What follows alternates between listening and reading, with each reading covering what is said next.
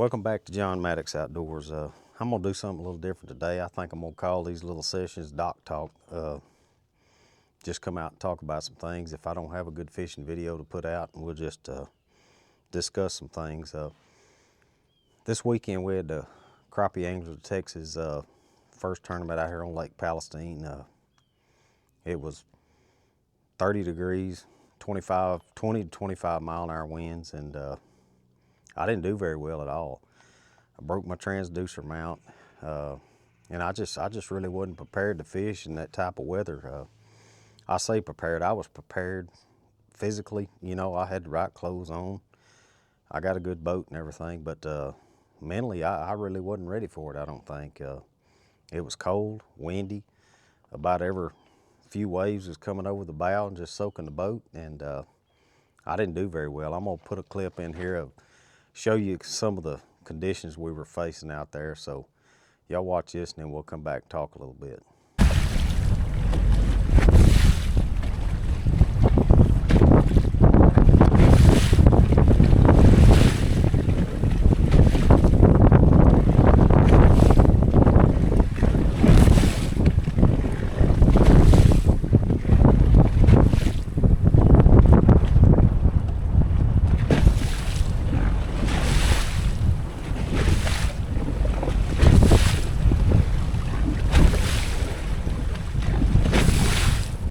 All right, as you see there, you know, we had waves coming over the bow.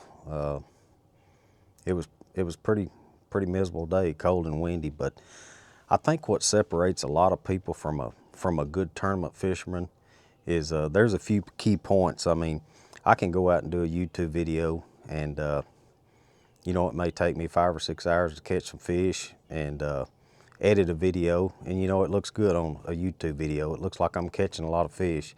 Well, a lot of times, 2 or 3 of those hours may be finding those fish. And then, you know, once you find them, you can drop down there and catch them. I mean, it's not hard to catch fish.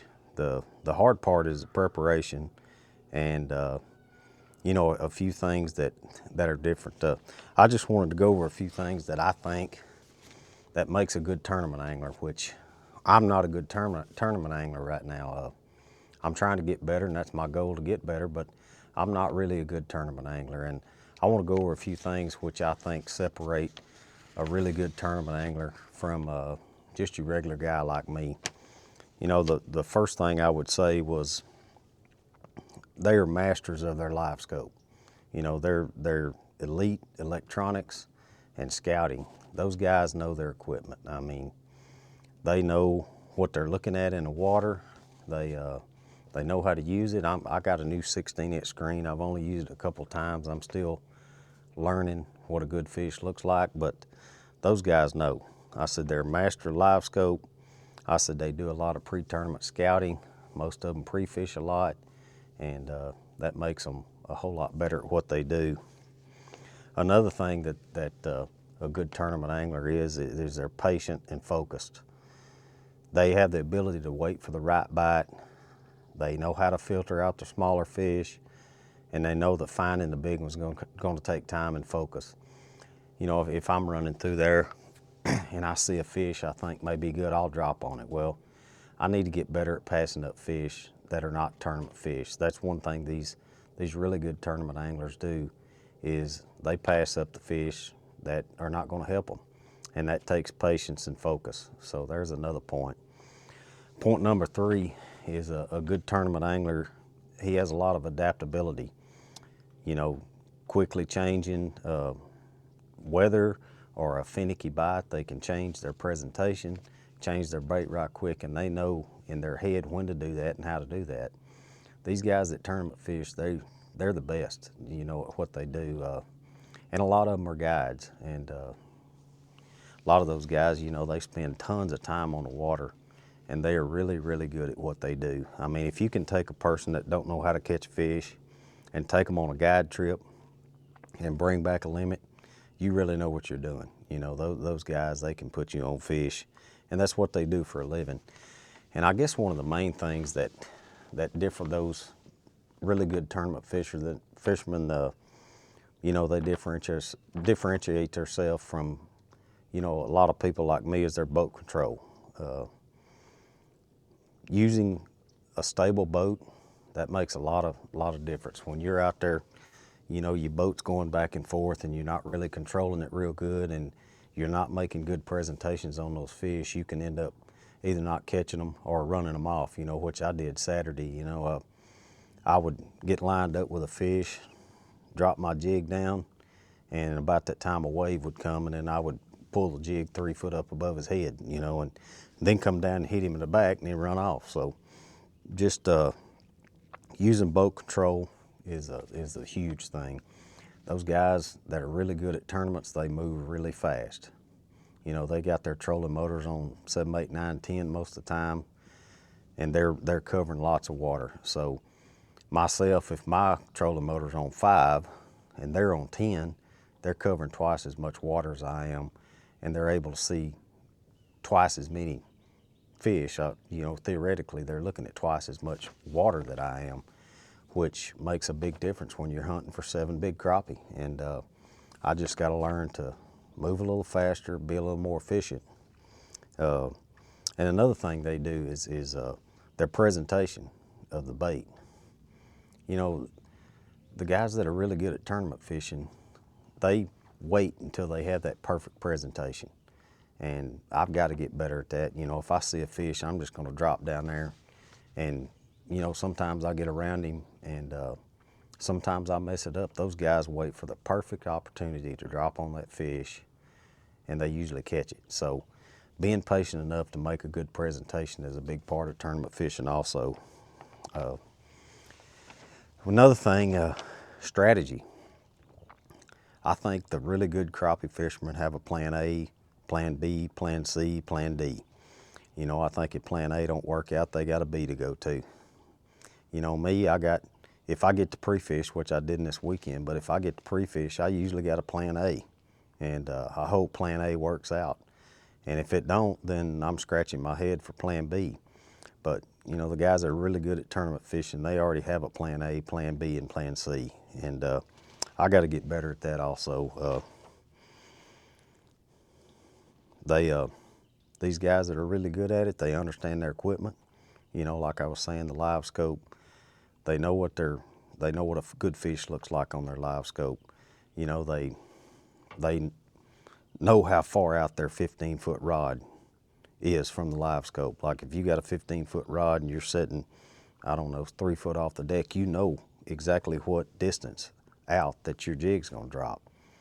I just need to get better at some stuff like that. You know, when they switch rods, if they go from a 15-foot and they go down to 11, they know exactly where their bait's gonna fall on that fish. And one of the main things that the really good crappie fishermen do also is they minimize their mistakes. You know, they're mentally prepared, they're organized, they avoid the errors that some of us normal guys make, you know. Like this weekend, I run off several fish, and you know, by getting my bait too close to them and not being ready to make that drop, and they would spook off. So I just wanted to bring up a couple of these points about, you know, the difference in what I do and the difference in these really good crappie fishermen that fish these tournaments. Most of those guys, you know, they're on the water a lot.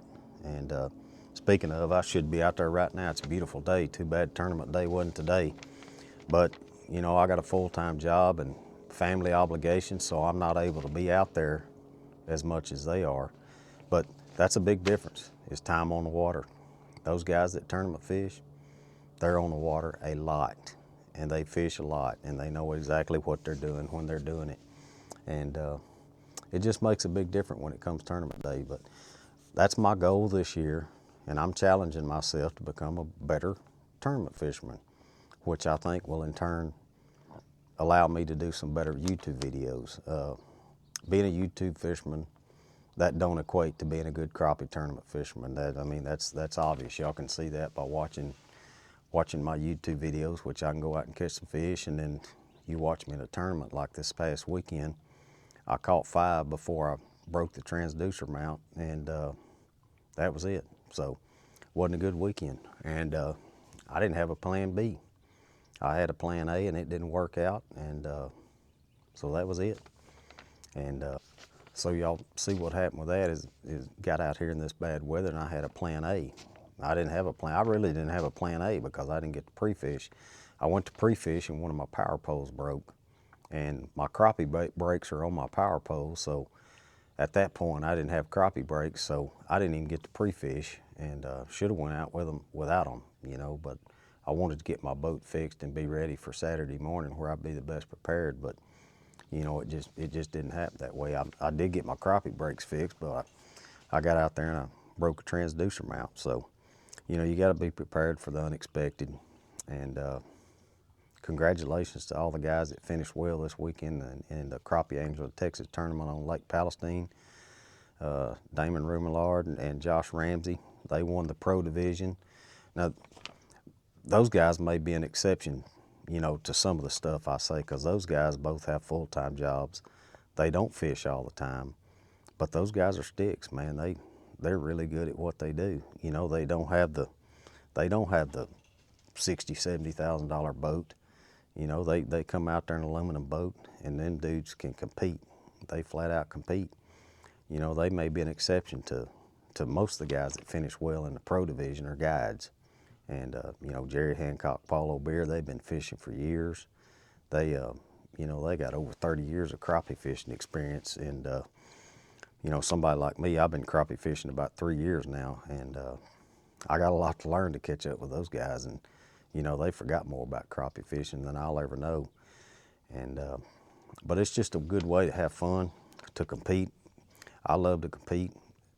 And, even though I'm getting my rear end handed to me on these crappie tournaments, I really have a good time. You know, there's a lot of camaraderie with everybody. And, but that's my goal this year, is just to become a better tournament fisherman and see if I can start finishing up a little higher in the pack in these things. And, you know, with this list of keys that I think it takes to be there, you know, I'm gonna start working on some of this stuff, start working on boat control, and, you know, get rid of some equipment that I have that is really not conducive to tournament fishing, and concentrate more on that side of the stuff, and see if I can just get better at this. But I appreciate y'all joining me. If you hadn't done so, please hit that like and subscribe. I'd certainly appreciate it.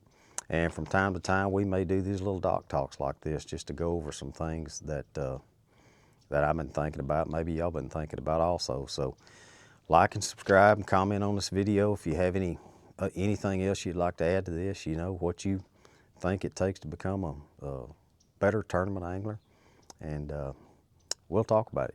But I appreciate y'all. Y'all have a good day. Thanks.